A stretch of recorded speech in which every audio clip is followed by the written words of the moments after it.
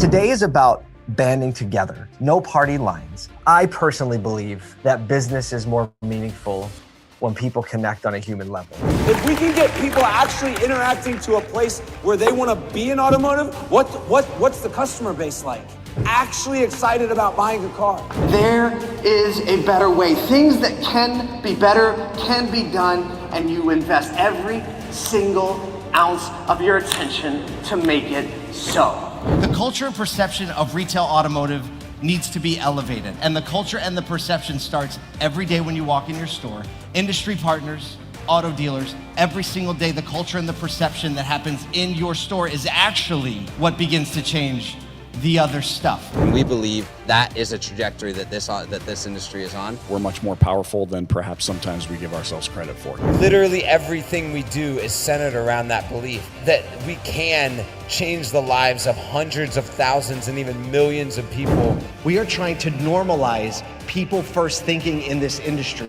We believe it's our job to hold the rest of the industry accountable to it. Thinking about people first actually helps us prioritize better process, better customer experience, which strangely enough leads to more profitability. Thriving people fix problems better, faster, more efficiently, more profitably. Say it loud. This industry is truly built different. It's not can we do it. All the data says we can, but the question is, will we?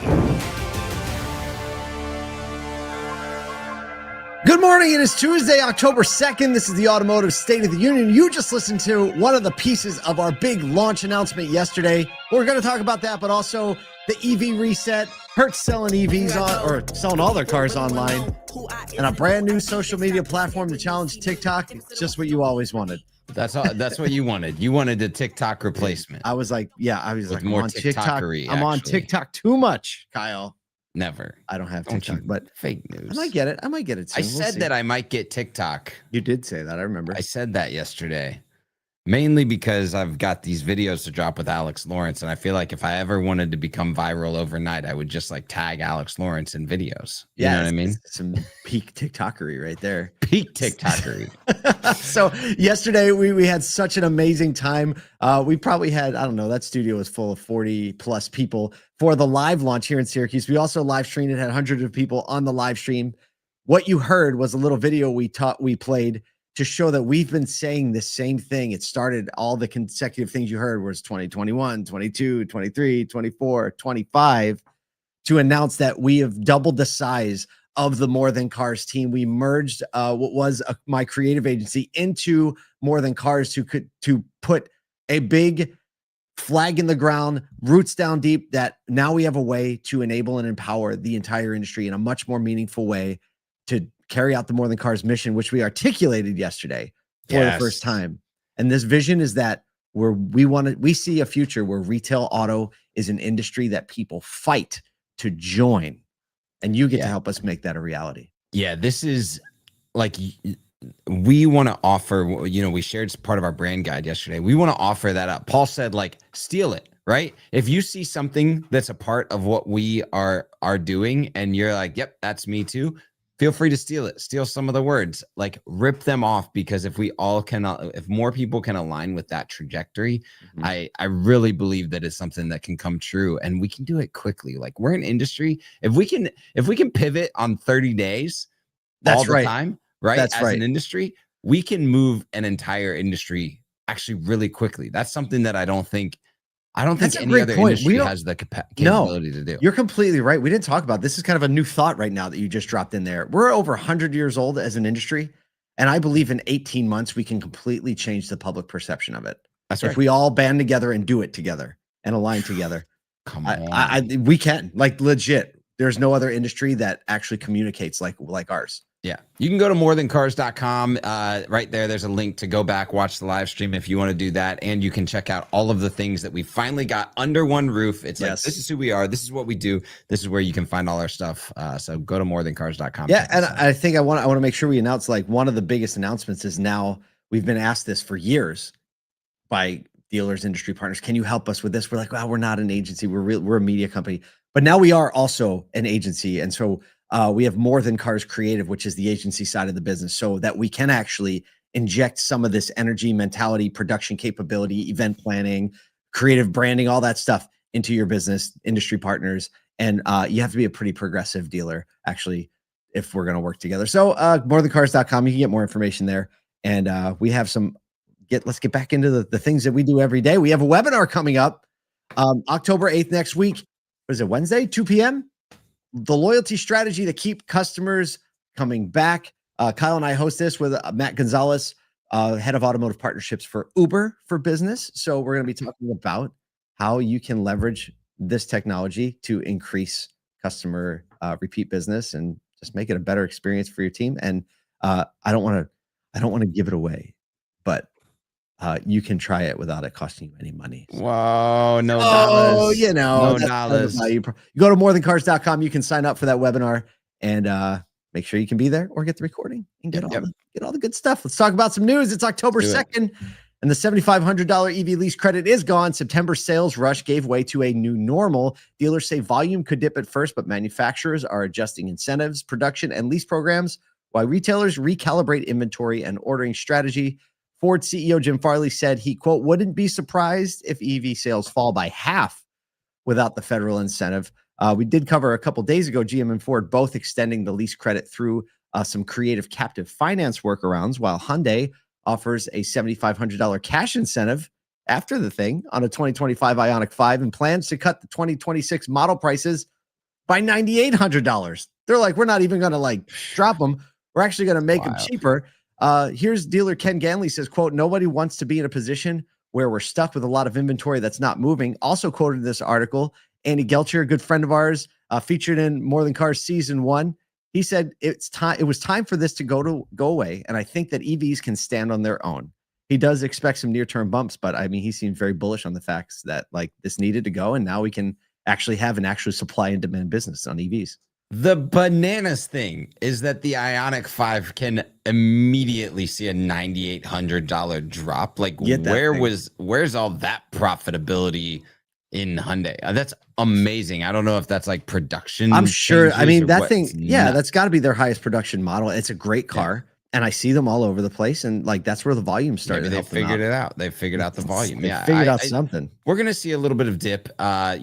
And I think honestly, mainly the dip is that we pulled so many people forward in the market. It's not so much that people don't want to buy them anymore. I think it's the dip is out of, hey, it's similar to when tariff talk pulled a bunch of people forward in the market, and then we saw that little dip and then things kicked back up. I think that we're going to see that same thing. You and I have been talking about the fact that you see more of these on the road.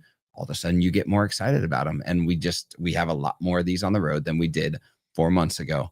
And way more than we thought we would have typically in that type of season. So I think, we might see a 2-3 month dip. Maybe Q4 is a little down, but the manufacturers and dealers will figure out how to find driveways to put these cars in pretty quickly. Here's another little perspective. Todd Caputo, I asked him to be on the show to talk about this. He couldn't this morning, but he basically said, here's something no one's talking about. That not every dealer will admit, but it's the reality. This sounds like a Todd Caputo coming in hot. He said many of the EV sales, in quotes he put, were vehicles going into service loaners in general because of the money back from the factory and the tax credit. He's like, if you see a bunch of current model year used EVs for sale with low miles, chances are they were from service loaners that dealers scrambled to get into service to get their inventory off their floor plan and into service because they knew we were doing it. He said, not many dealers won't admit this. He goes, but it's happening. Wow, that's so interesting. Isn't but it's a great opportunity for great play. low priced EVs to hit the used EV market. And we talked about it last week. We're like, used EVs, watch out for them, because now you're going to see the margins and the prices increase, but they're going to be more balanced and people are still going to be able to afford it. So here we go. I think that's also a great way. And we've talked about this back when Hertz and Enterprise started putting EVs into service. I mean, 2-3 years ago. Yep. Nothing speeds adoption than a customer getting in one, driving it, and realizing it's a really great car. So I think if you're a dealer and you're putting people in an EV service loaner, that is your ticket. You're cultivating the market for their next vehicle for them to maybe be like, you know what? I will consider an EV. So I think it's pretty great. It's pretty great play as it goes. Speaking of rental cars. Stop. Segue. Time. Hertz is going all in on digital retail, launching their new e-commerce platform that lets customers browse, finance, and purchase cars entirely online, positioning retail as its now primary sales channel, according to CEO Gil West. The new HertzCarsales.com site has evolved from a catalog into a full-service e-commerce platform, complete with Tom Brady in their advertisements. This is building Hertz August partner with Amazon Autos, now covering all 45 Hertz car sales locations. They've also expanded its rent-to-buy program to more than 100 cities, giving shoppers what they're calling extended test drives before committing. And a national campaign with Mr. Brady debuts this week. You'll be seeing it everywhere, I'm sure, promoting the simplicity of vehicle buying with Hertz. CEO Gil West called it a, quote, major step forward in modernizing how we serve our customers.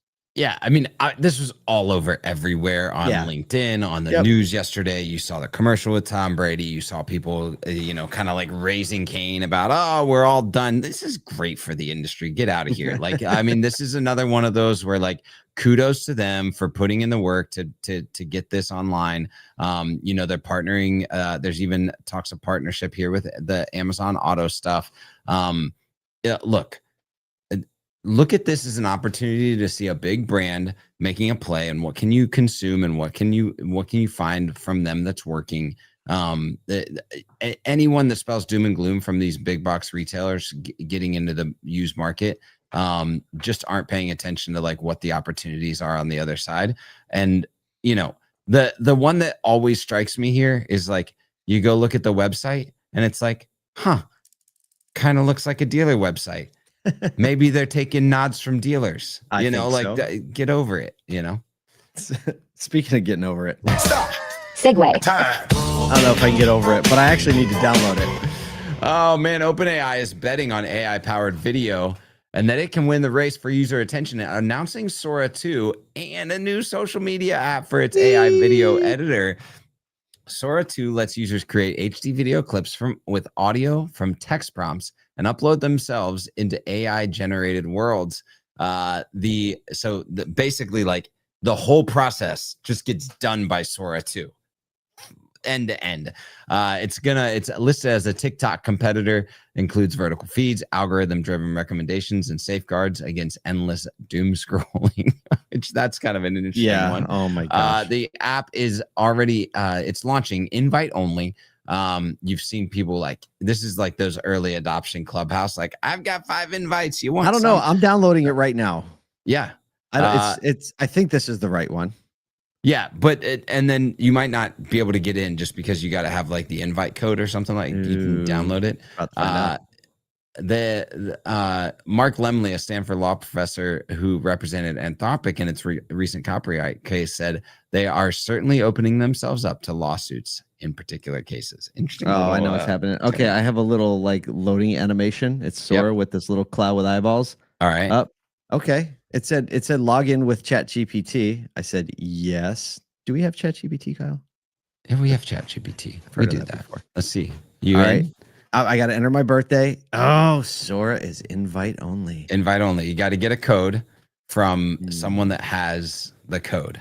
So there's a bunch of these people. You just find someone on LinkedIn. They'll give you the code, and then you get a code for 5 more people. It's a great FOMO play. The Clubhouse play. It was so great. It was so great. I don't know. Maybe Darren Doan has 1 or 2 floating around.